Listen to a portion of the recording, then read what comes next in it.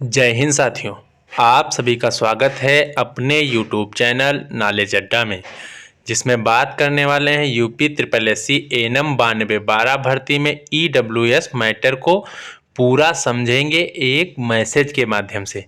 यदि आपने अभी तक हमारे चैनल को सब्सक्राइब नहीं किया है तो चैनल को सब्सक्राइब कर लें, जिससे आने वाली प्रत्येक खबर आपको समय से मिलती रहे। तो सबसे पहले आपको बता दें कि EWS मैटर जो कोर्ट में है उसमें किसी को भी भर्ती पर कोई प्रभाव नहीं पड़ने वाला है। बस बात यह है कि 6 से 7 दिन 10 दिन ऐसे कुछ दिन लग सकते हैं। सबसे पहले आपको बता दें कि केस ये है, कोई EWS मैटर जो है तो उसमें पूनम द्विवेदी जो पक्ष है वो ये बात रख रहा है कि हाँ, जो EWS की जगह थे तो सरकार ने अनरिजर्व को भर दी हैं या उन्हें दे दी हैं। तो उनका तर्क ये है कि इन सीटों को रिजर्व रखा जाए, जिससे आने वाली भर्ती में हम उन पर सेलेक्ट हो सकें। तो इस पर उन्होंने केस रखा है, तो उनका हारना तय है। अब ये बता दें क्यों हारना तय है, तो आपको एक चलिए दिखाते हैं, PDF दिखाते हैं, उसमें आपको समझ में आ जाएगा क्यों उनका हारना तय है। सबसे पहले वो देख लीजिए, क्योंकि सरकार के पास कुछ अथॉरिटी होती हैं भर्तियों को लेकर। तो सबसे पहले आप ये देख लीजिए, यदि किसी चयन वर्ष में आर्थिक रूप से कमजोर वर्गों के लिए चिन्हित पदों की रिक्तियों के सापेक्ष उपयुक्त अभ्यर्थी उपलब्ध नहीं होते हैं तो उक्त रिक्तियों को आगामी चयन वर्ष में बैकलॉग के रूप में अग्रणित नहीं किया जाएगा। मतलब अगली भर्तियों में अग्रणित नहीं, शामिल नहीं किया जाएगा और उक्त रिक्तियों को अनारक्षित वर्गों के आर्य अभ्यर्थियों द्वारा भरा जाएगा। तो देख लीजिए, मुकुल सिंह अपर मुख्य सचिव हैं, तो इसमें साफ साफ बताया गया है कि वो जो EWS के पद खाली रह जाएंगे उनको अनारक्षित वर्गों को दे दिया जाएगा। तो इससे आप ये नहीं कह सकते हैं कि 277 जो लोग हैं उनको बाहर कर दिया जाएगा। बस 1, 2, 3 हफ्ते का जो समय सरकार या विभाग या आयोग जो भी लेगी, तो उसमें बस उनको 277 को जो अलग करने में जितना समय लगेगा, बस केस चलेगा, उसमें जितना समय लग सकता है बस उतने ही समय के लिए वो बाहर भी हो सकती हैं और अन्यथा नहीं भी हो सकती हैं, क्योंकि सरकार ये अपना पक्ष रख के वहाँ दिखा सकती है। ऐसा नहीं है कि वहाँ तुरंत बाहर ही हो जाएंगी। तो इसमें बहुत सी हैं भी बातें, तो ये अब 1-2 दिन 4 दिन हो जाएंगे, फिर पता चल पाएगा कि पूर्णतः इसमें क्या होगा। जब अगली डेट होगी या कुछ होगा तब पता चलेगा। और उसमें अभी भी प्रक्रिया चल रही है, बस छांटने का काम चल रहा है। आपको पूरा मामला समझाते हैं एक मैसेज के माध्यम से, आपको वो भी देख लीजिए। आप यहाँ पर देख लीजिए, इसमें साफ साफ अच्छे से लिखा है, आप लोग समझ जाएंगे, हो सकता है ऐसा है। एनएम की भर्ती कोर्ट में इसलिए गई थी क्योंकि कुछ मेरिटोरियस अभ्यर्थी जिनका सिलेक्शन EWS कैटेगरी से हो जाता, लेकिन उनके सिलेक्शन को कंसीडर नहीं किया गया क्योंकि उन्होंने जो फॉर्मेट आयोग ने मांगा था उसमें EWS नहीं बनवाया था। तो आयोग ने खाली EWS कैटेगरी की सीट पर रिजर्व कैटेगरी के अभ्यर्थी को सेलेक्ट कर लिया।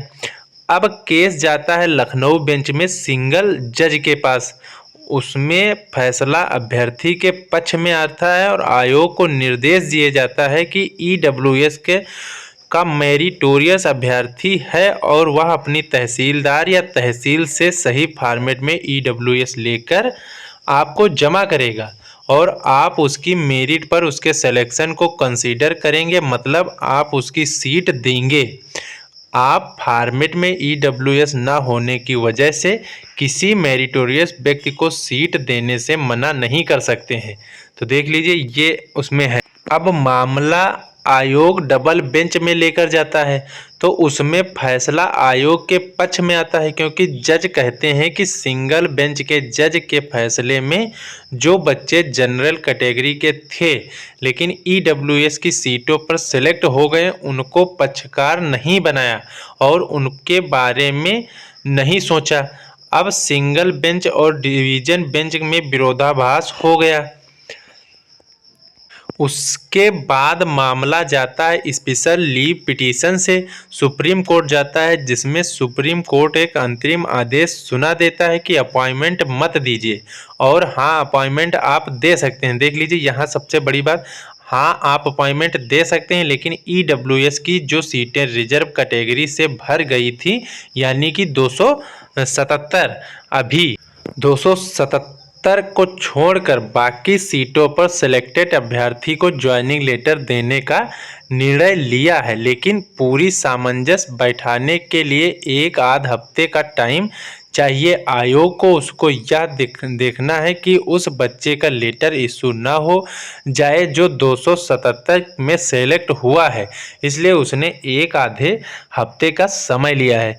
तो आपको ये समझ में आ गया होगा।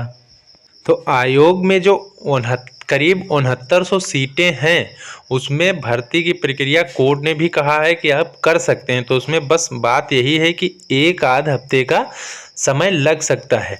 अब बता दें कि जो कल एक लेटर बताया जा रहा है कि 19 तारीख को लखीमपुर का एक जारी हुआ है, वो लेटर जारी हुआ है वो सीएमओ की गलती है, उसकी वजह से जारी हुआ है। आप ये मत समझिए कि उनकी ज्वाइनिंग हो जाएगी किसी प्रकार की, क्योंकि किसी की भी ज्वाइनिंग होगी तो एक साथ होगी, नहीं होगी तो नहीं होगी। ये उनकी गलती है, तो वो उस लेटर को रुकवाएंगे या कुछ करेंगे, ये उनकी गलती है। लेटर रुक जाएगा, ऐसा नहीं है कि हाँ उनकी ज्वाइनिंग हो जाएगी।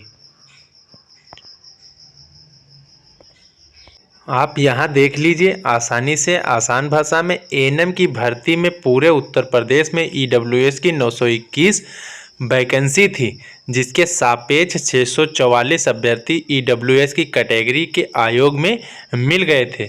644 अभ्यर्थी में न्यूनतम 3 अंक पाने वाले ईडब्ल्यूएस अभ्यर्थी भी शामिल हैं। इसके बाद जो ईडब्ल्यूएस के 277 रिक्त रह गए थे, वह आर्थिक रूप से कमजोर वर्गों के लिए आरक्षण अधिनियम 2020 की धारा 3(6) के क्रम में उन सीटों को अनारक्षित मतलब सामान्य के कैटेगरी में कैंडिडेट में भरा गया था। ये उनके पास अधिकार है। 277 कैंडिडेट सामान्य की कट ऑफ 50 नंबर के आसपास के रोल नंबर वाले सामान्य कैटेगरी के कैंडिडेट हैं। उन 277 लोगों को माननीय सुप्रीम कोर्ट के अंतिम निर्णय का अभी वेट करना होगा, जो फाइनल आदेश माननीय न्यायालय का आएगा। उसके बाद उनको नियुक्ति पत्र दिया जाएगा। बाकी लोगों को जल्द ही नियुक्ति पत्र वितरित होगा, क्योंकि अधीनस्थ सेवा चयन आयोग ने उन 277 कैंडिडेट की लिस्ट विभाग को भेजेगा। विभाग उन लोगों को जिन जनपदों में उनका चयन हुआ है, उसी क्रम में उन पर रोक लगाई जाएगी। उनकी नियुक्ति पत्र नहीं मिलेगा जब तक न्यायालय का आदेश ना आ जाएगा। बाकी सबकी नियुक्ति पत्र मिल जाएगा। तो हमने आपको मामला समझाने की पूरी कोशिश की है। हो सकता है, आशा है कि आपको पूरा समझ में आ गया होगा यदि आपने यहाँ तक वीडियो देखा होगा। तो इसमें किसी को भी घबराने की कोई आवश्यकता नहीं, ना 277 कैंडिडेट को घबराने की आवश्यकता है, ना 6900, ना प्रोविजनल, किसी को भी घबराने की आवश्यकता नहीं है। बस हाँ, प्रक्रिया कुछ दिन के लिए लटक गई है, तो आने वाले समय कुछ समय लगेगा, तो या होली के पहले तक आपको अच्छी खबर सुनने को मिल सकती है। तो ऐसी ही जानकारियों के साथ हमारे साथ बने रहिए और चैनल को सब्सक्राइब कर लीजिए। मिलते हैं अगली वीडियो में अगली कोई जानकारी के साथ, तब तक के लिए धन्यवाद।